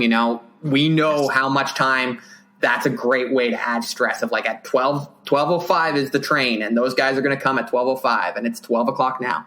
So Ness is like debating, okay, can I run down and help this lady up? And as he's helping with the stroller, with the shotgun, like buried in the trench coat, just hiding it, the goons start coming in. Exactly. And up to this point, this scene has lasted maybe 3.5 minutes, but it feels like 30. Yeah, because you just the tension of what's coming, and of a woman with her baby being literally in the crosshairs of what's about to go. What he knows about to go down, and so finally he loses it, and he goes to help get her up.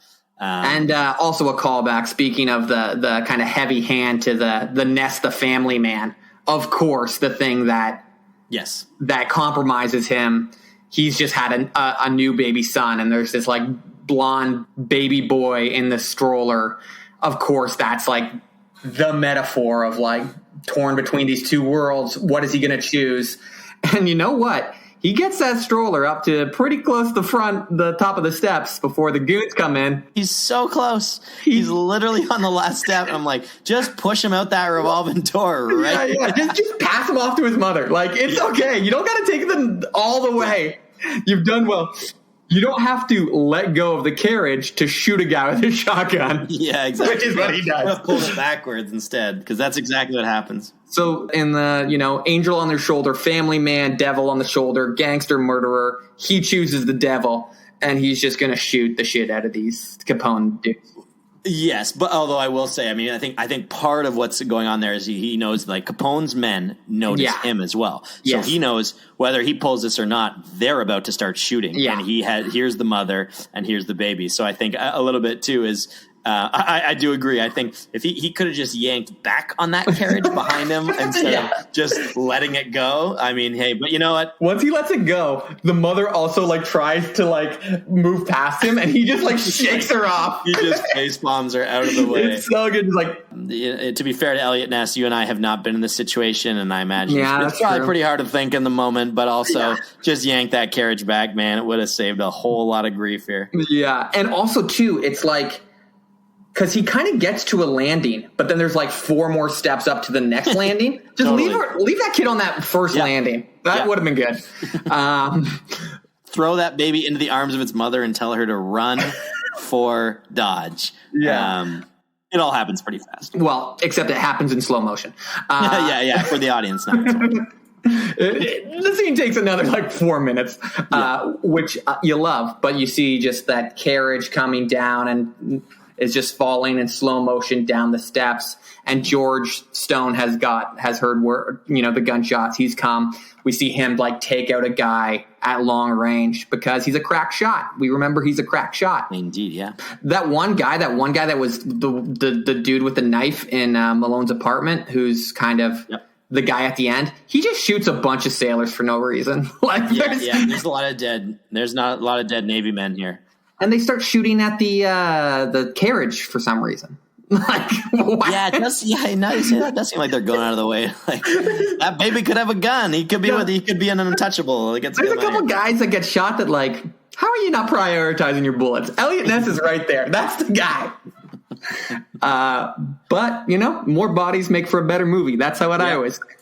But the mother makes it out, the babe makes it out. They get the bookkeeper, Ness and Stone both survive. So hey, who are we to say? Job well done. George Stone has a great run-in hero, throws a gun to cool. Ness as Ness is out of bullets, throws him the revolver. Ness takes out the one guy. Throws him the revolver as he slides in to stop the carriage and keep his other gun trained on the guy who's now got the bookkeeper hostage and going. Yeah. I'm taking the bookkeeper out with me. And this guy just looks like a glazed ham. He's so sweaty. yeah, absolutely. And Ness asks, to Stone. You got him? Yeah, I got him.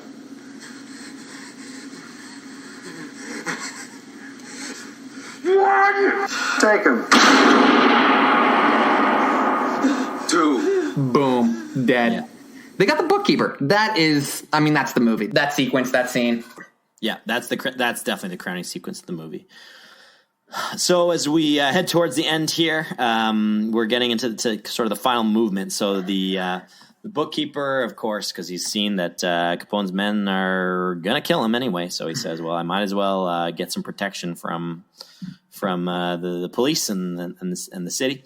So he testifies against Capone in court, and they're wondering why. You see, De Niro is. Just having a grand old time here in court, even though they should. No, they should have him dead to rights, but he's smiling, he's casual, he's leaning back in his chair. His lawyer looks confident, and so they start to pick up on the radar of something's wrong here. Why is he so confident? And Ness notices that Needy hands him a note at one point, and as he does that, he notices that Needy's carrying, that he's got his gun on him.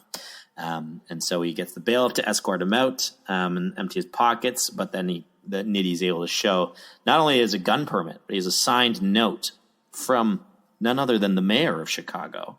And so immediately the bailiff is like, well, you got to give it back to him. Like that's all I need to see.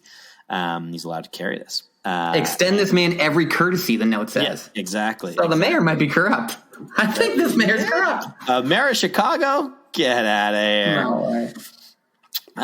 So this, of course, annoys Ness, and he says, well, okay, well, fine, but he is not allowed back in that courtroom.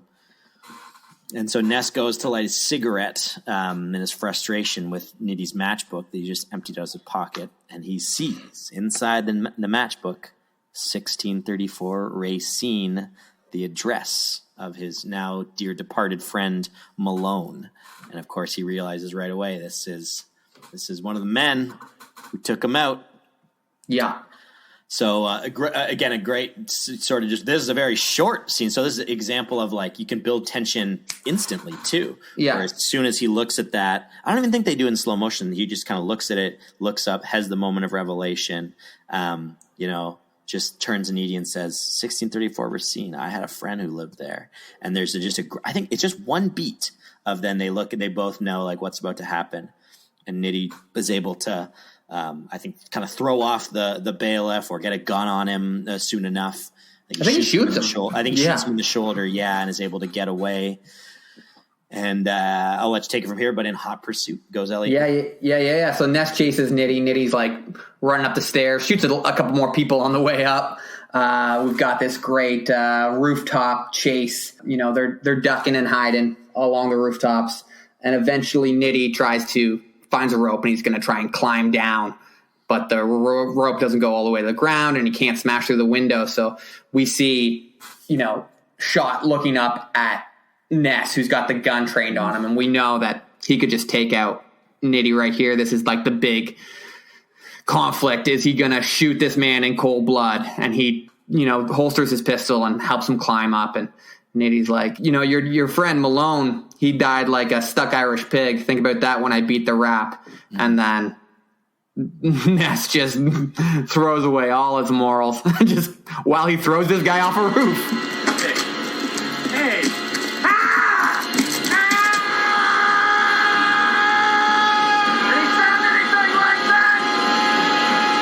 Great. This whole sequence is just like, there's a reason why De Palma was like considered the next Hitchcock, mostly because he ripped a fuck ton off of him. Mostly because he stole a lot. But like that shot where the guy outside Malone's apartment, that one shot, pure Hitchcock, pure suspense. And this rooftop is just like, it's just awesome. Yeah. So Nitty's one dead dude now. Yeah. A great example in just compare, this climactic rooftop encounter to our good old friends at Shadows Run Black. And in a not so climactic rooftop encounter, just to compare, what does it look like to end the movie up here? But now, of course, I should say this is around the penultimate scene, because he tosses him off and then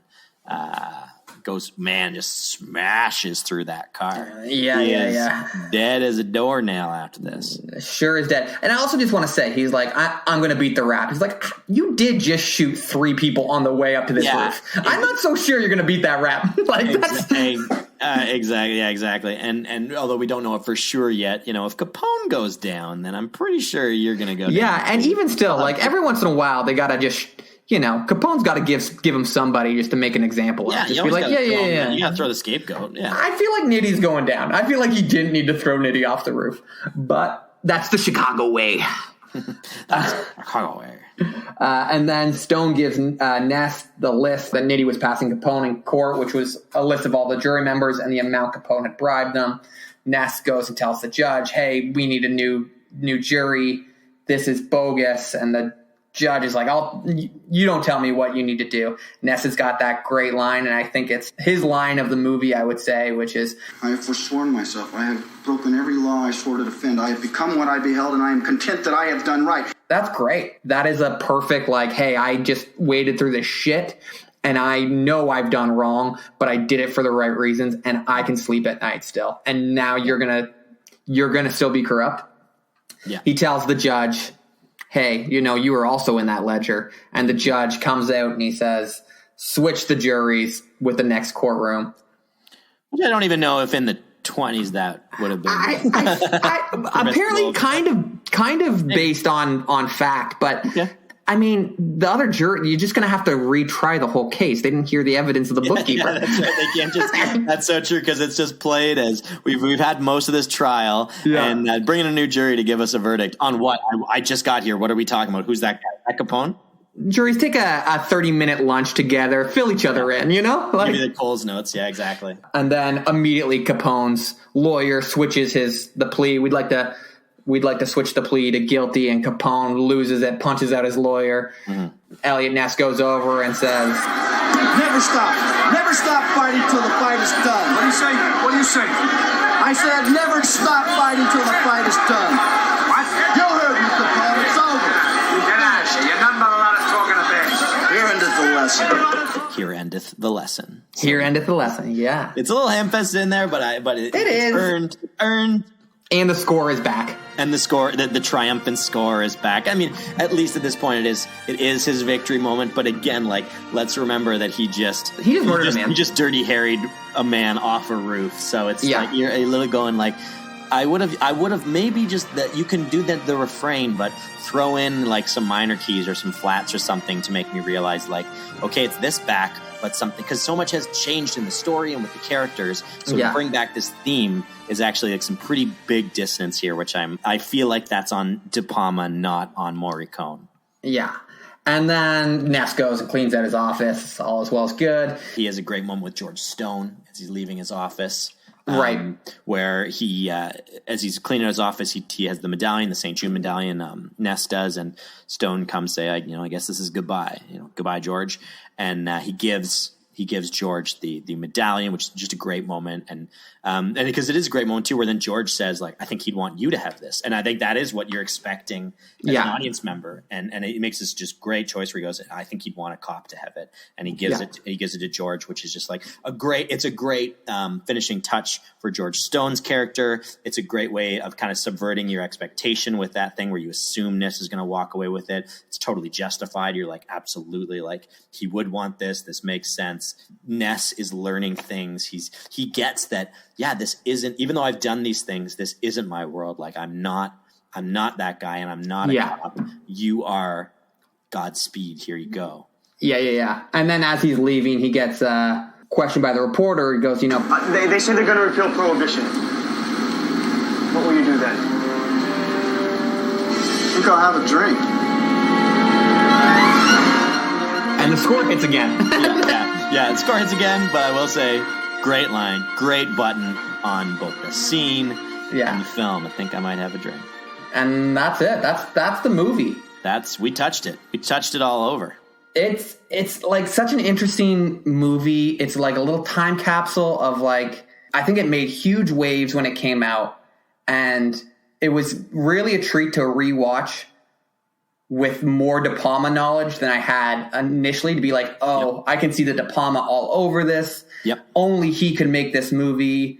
It's so interesting to watch Costner be like, this is the beginning of him kind of filling that Jimmy Stewart family man. Yes. Yeah. That's a really good analogy of what he's doing. Especially considering that, De Palma and Hitchcock, Hitchcock with Jimmy Stewart, Costner with De Palma. This is Mr. Smith goes to Washington and then throws a guy off a building. That's what this is. Yeah. I like it. I think the morality of like, what is this? The lesson.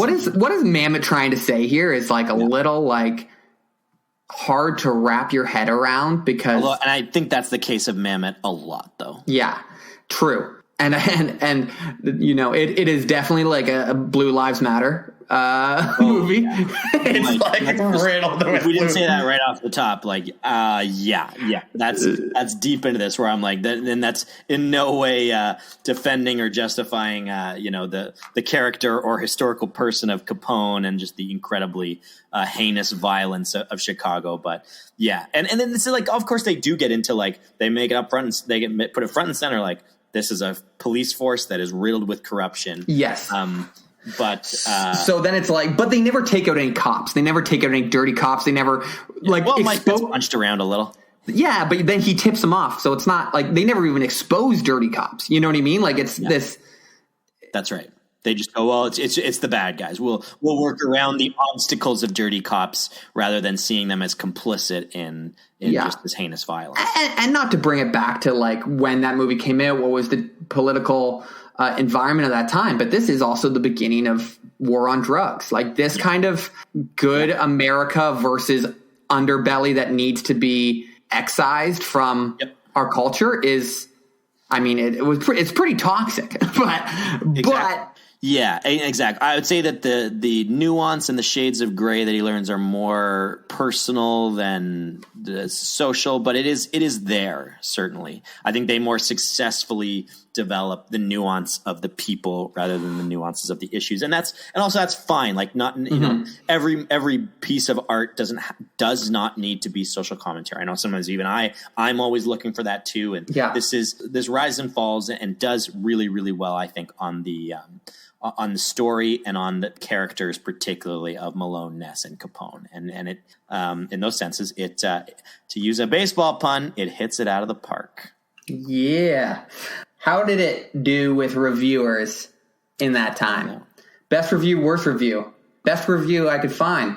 This one comes from Vincent Canby. You might remember Vincent Canby because he panned American Flyers. Vincent Canby of the New York Times. I've loved him before. Let's hear what he has to say now. He said, Hollywood's latest big-budget, high-concept, mass-market reworking of material not entirely fresh has more endings than Beethoven's Fifth, but it's also packed with surprises, not the least being that it's a smashing work. It's vulgar, violent, funny, and sometimes breathtakingly beautiful.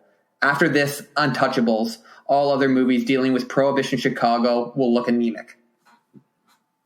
I think that's a really good call that we didn't even really bring up, but I did feel in the movie where it does have too many false endings, and like the Return of the King, the Lord of the Rings kind of effect.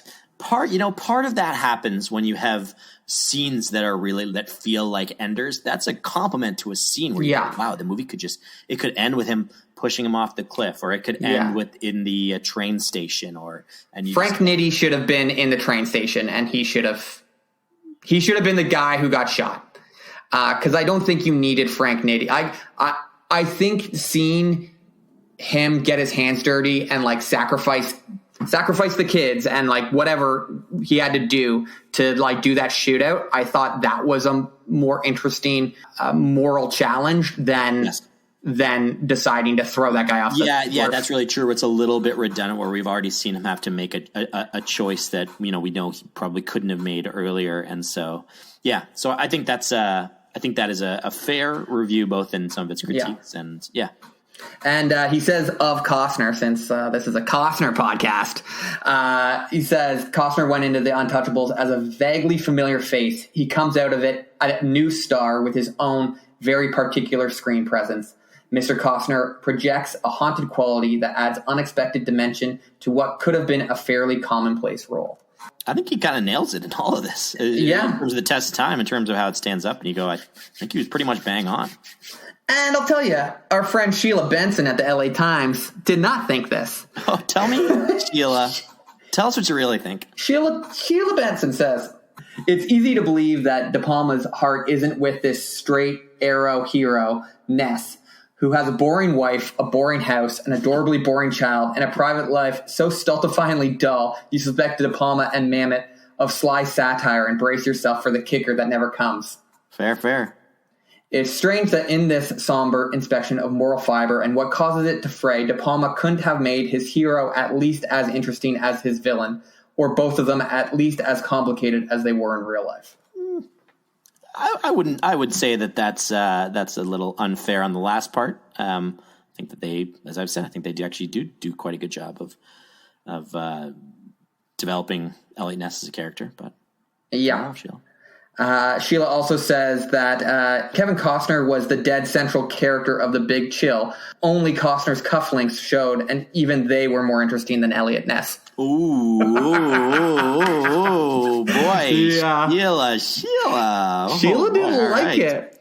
But I do love the boring family, boring wife, boring I think kid. she's pretty bang on there, and especially says is like a satire that then doesn't pay off. I think that, and who knows, maybe there was supposed to be another scene that then gets cut, and because I think that maybe then I think all you do need is, like she says, sort of a payoff there where you sort of acknowledge, the fantasy of this world, but we don't get that scene. So I do think that part's fair. I think that it's I disagree that Elliot Ness is as a character. I know. A boring like pile of gruel. Yeah. She basically says earlier that like he had a seat and stealing role in Silverado, so she's like saying he is a better actor than this. Right. But we'll give her a pass then for this. She didn't like it. She gave it 2 out of 4. On the boring wife thing, I want to throw some shade to David Mamet. I want to throw shade a little David Mamet's way. Hey, you don't got to twist my arm to throw shade at that guy. David, if you have a character in your screenplay that is the central character's wife, give her a name. She's credited as Ness's wife. Oh, are you serious? I'm dead serious. Patricia Clarkson is Ness's wife in this movie. You are. I'm looking at it right now. You are right. Come on, David. Wow. We know you're not going for the Bechdel test, but just try. Yeah, exactly. Name her Kate. Like, I don't give a shit. He had a wife in real life. Like, Jesus. Yeah, that's true. It's a real person. Just use the real name. I don't think it is, because I think he had multiple wives. He did have a wife at this time. And he never had Elliot Ness apparently never had any kids. So a lot of that family man stuff is a bunch of hogwash. He's too afraid of nitty. Too afraid of nitty. Like, I can't have a family. And this is a big category. We haven't been able to do this lately, but this is a big one. Who could have Kevin'd? Yes. Here is all the people, apparently, that were considered for this role. Harrison Ford, Jeff Bridges, Mickey Rourke, Alec Baldwin, Nicolas Cage, Michael Douglas, Ed Harris, William Hurt, Don Johnson. Wow.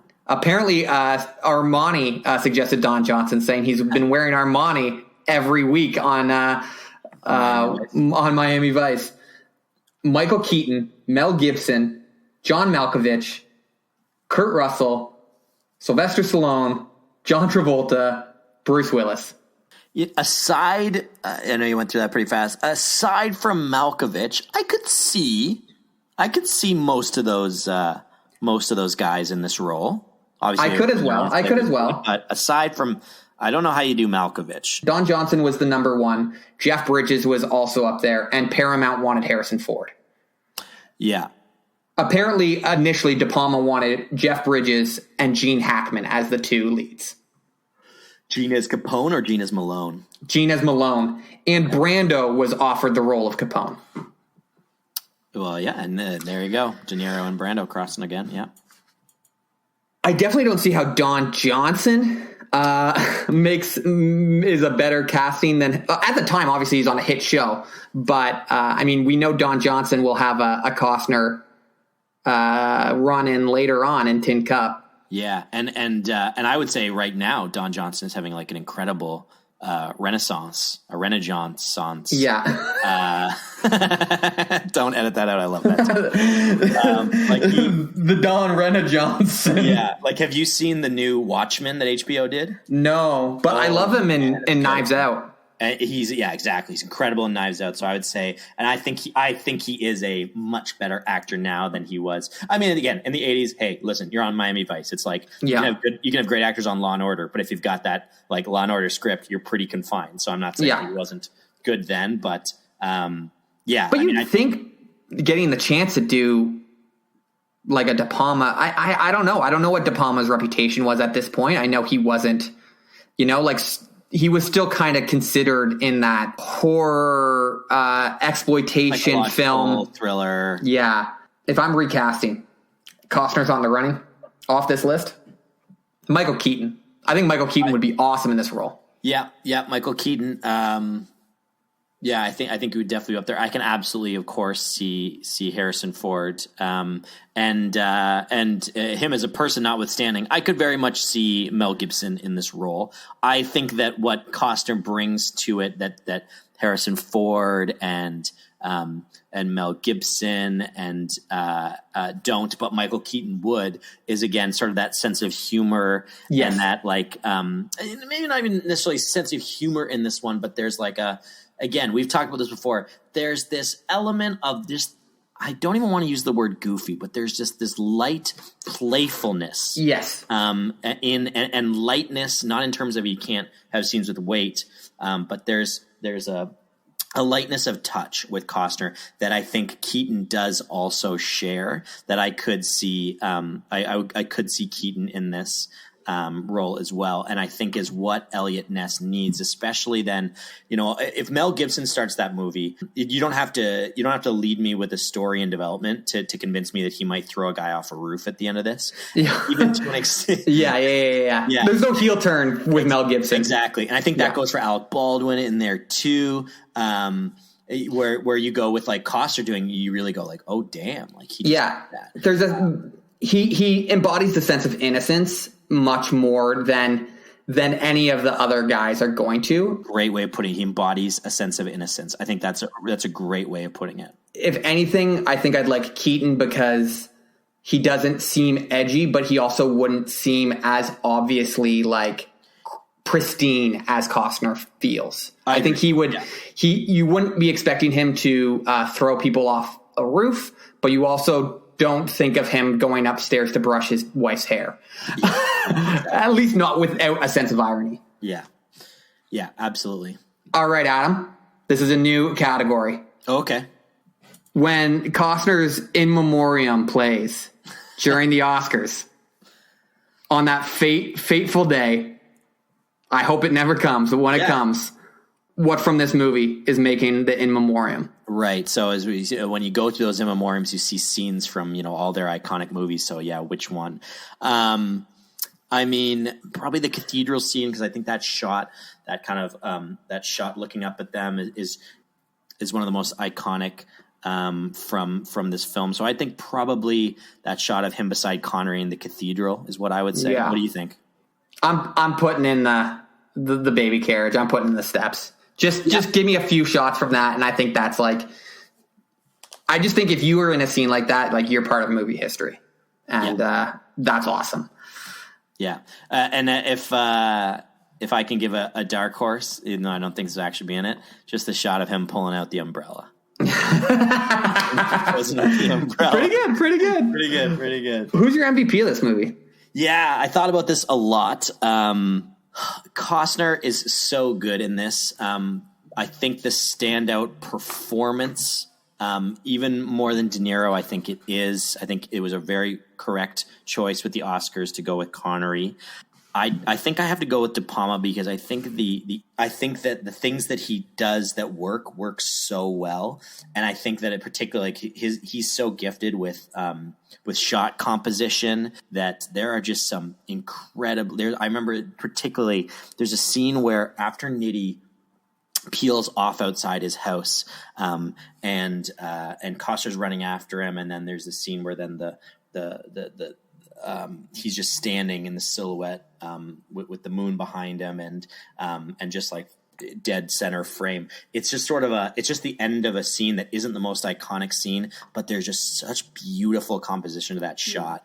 And so I think for the energy, for all the missteps that I think there are many, not a ton, but I think there are multiple missteps in this movie. I think De Palma is my MVP. I think he just kills it. And I think he does help get these incredible performances out of quite an ensemble cast, which is not easy to do. I think people don't appreciate when you throw in heavyweights like Sean Connery and Robert De Niro with these up-and-comers like Andy Garcia and Kevin Costner. It's not as simple as just like put a bunch of good actors in a room and you're going to get a great scene. It takes a really talented director to pull together an ensemble cast like that. And I think you see that in the scene at the staircase with Malone and Ness and Capone all going at each other. There's like a chaotic energy to that scene. But it seems so masterfully controlled. So I'm going to say De Palma is my MVP. Yeah, I think I got to go with De Palma, especially with this movie. I mean, having watched a lot of his lately, his stuff, he's able to use all of his tricks but he's also able to use them artfully in a more mainstream Hollywood movie. Yeah. And make it work and show that, this is a guy who can really, really, really get studio support behind him. I don't think he gets to do Mission Impossible if he doesn't do this movie.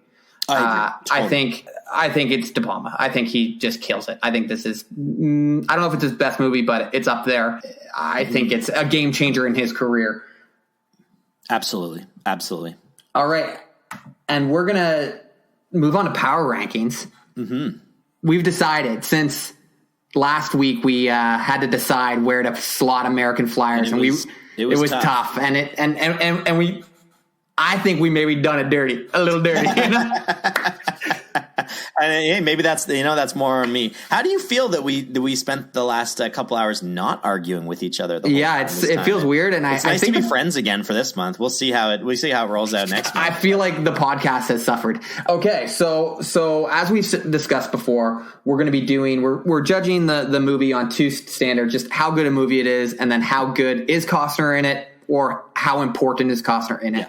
Yeah. It's a two-pronged approach. And then it's a two-pronged approach. Me and Adam don't know what each other have scored it, so it's going to be a surprise to us where we rank it. We've gone back and re-ranked all the other movies. Adam, on your Untouchables score for just movie, what did you get? What did you give the movie?